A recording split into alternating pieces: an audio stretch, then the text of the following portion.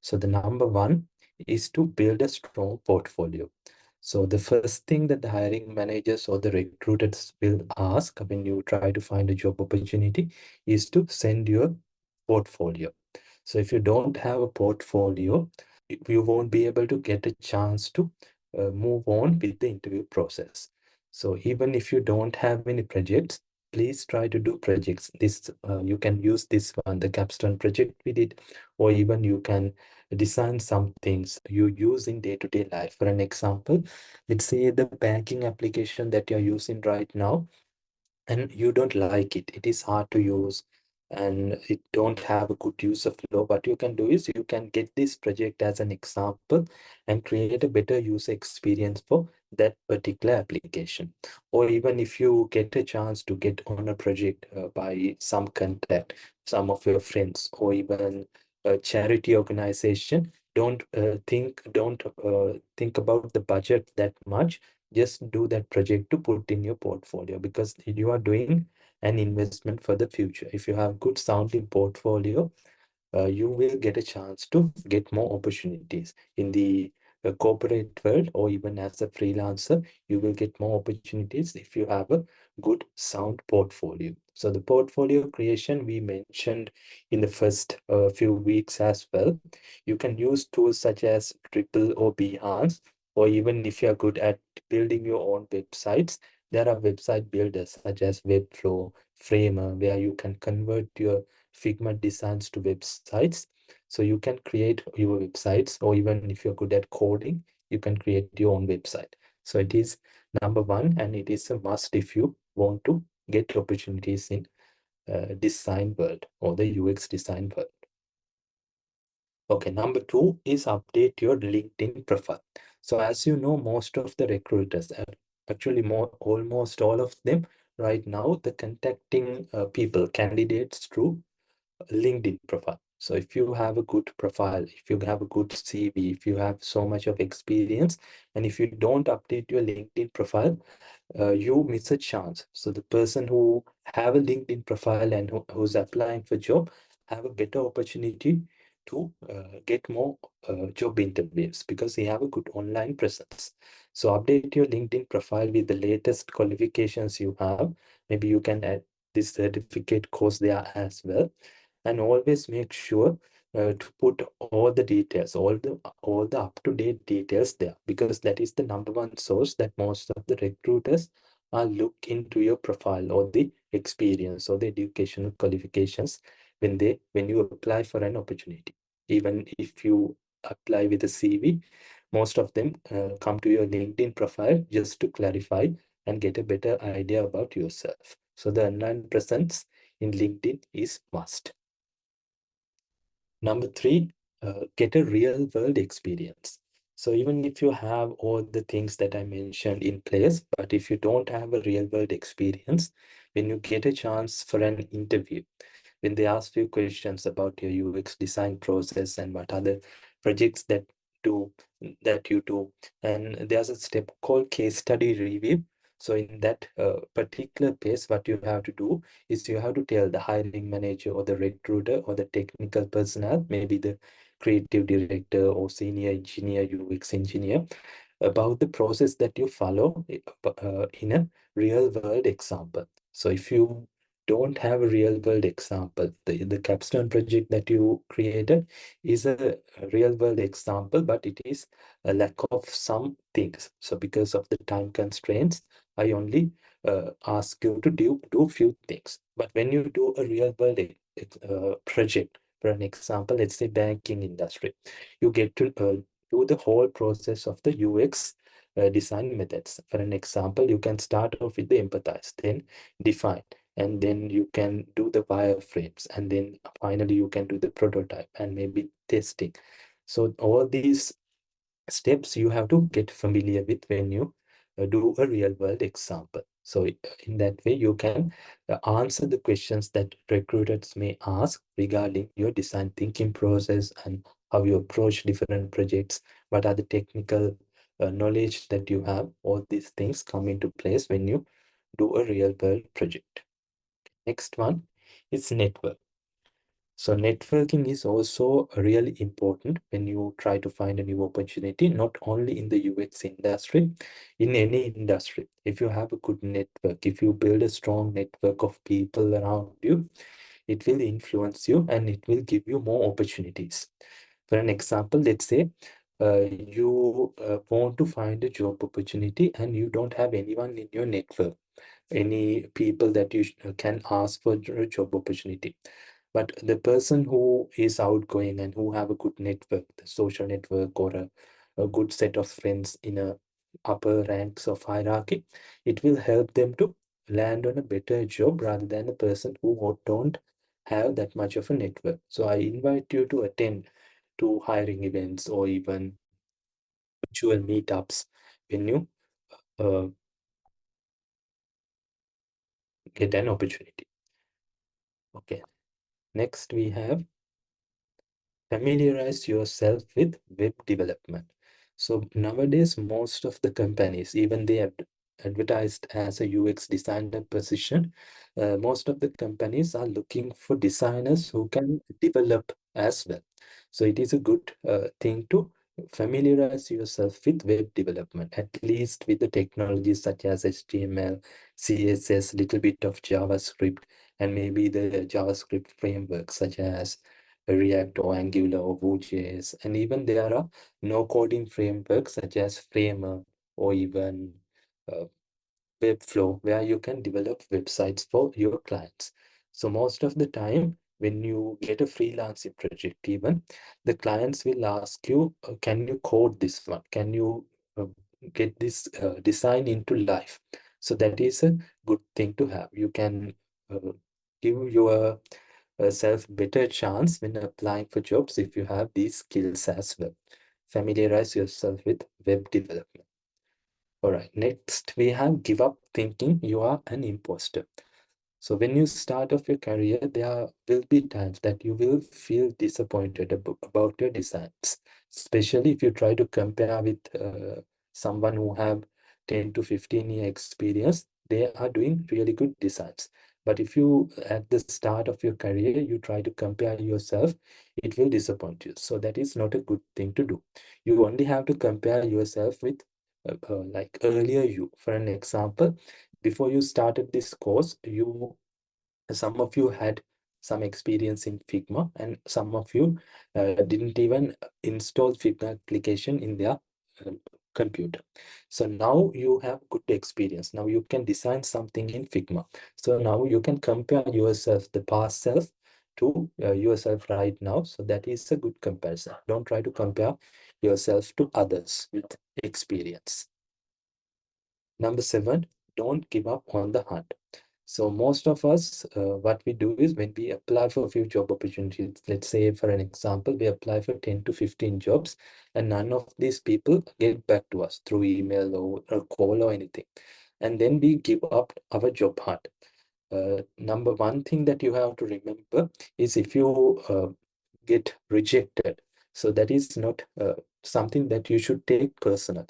They are only rejecting your profile because it is not matching to their job description. There might be some opportunities that matching your job profile as well. So in order to find that, you have to keep applying. Even if hiring managers, even if you get so many rejection emails, you have to keep applying for the opportunity until someone hire you. So don't give up on the job hunt. Number 8 is ask for feedback. So as a UX designer, the number one priority that you should give is to get feedback. Should get feedback from your users, core team members, any stakeholders or the clients. So the feedback is really important. So when getting the feedback also, make sure not to take the feedback personal.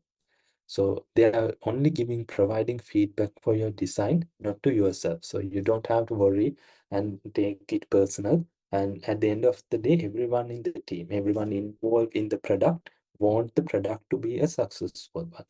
So even when some co-designer asks for your feedback, always try to bring critical feedback rather than just saying nice thing about it, even if it look bad. So make sure to ask for critical feedback and give critical feedback whenever you get an opportunity. Number 9 is don't get greedy, especially when you start off with a career or when you're looking for a job change. Uh, we tend to ask for higher amount of salaries. It can be a permanent job or even a freelancing opportunity. If you the price that you're asking is not matching your profile, matching your experience, the people that you want to work with will think twice before hiring you. So don't get greedy, especially when you do your salary negotiations and also when you do project pricing negotiations with your clients. Next, we have attend hiring events. So attending hiring events is also really important to build a network. Will be so many opportunities, so many people in the industry that you should know if you want a better exposure to the industry, or if you want to uh, work in a particular company, make sure to attend hiring events as well. So some of the universities have open days or the hiring events. So make sure to attend whatever the hiring event and get an idea about what is happening in the hiring event. Try to participate in few interviews. So that will give you good exposure in the industry and the hiring process is taking place in these companies. Number 11 is mentor another student. So, as you already know, the things that we learn, if you try to teach it to someone, if you try to mentor it to someone, you will remember the things that you learn better. So, always try to mentor another student and try to teach what you have learned in the classroom to someone else. So, that will give you a better idea about what you have learned. And if you can describe it with your words, that is actually a good thing. So, always try to mentor another student or someone that you think that like to learn UX designing as a practice. Number 12 is a keep a positive mentality.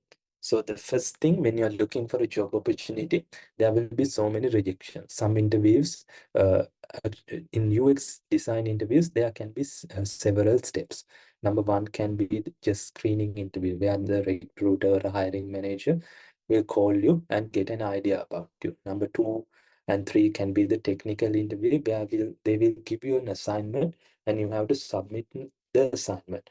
Then there can be a case study overview, or the case study, you have to present them a case study and they will ask questions about your design thinking process and so on. And finally, interview with a colleague or a CEO. So some of these interview you can go up until the CEO and they will reject you. So in that case, you will feel negative emotions. For an example, if they reject you, you think that you won't be able to find another opportunity. But rejection is a rejection, so you have to keep it positively, take it positively, and move forward with that. So move forward and look for another opportunity. Even when you get an opportunity to work in a company, there will be so many things, so many the people that you work with, or even the project tight deadlines and everything will put you in negative mentality. So you have to make sure to take care of yourself and keep this positive mentality throughout your career if you want to build a successful products and have a successful or a good life for yourself as well.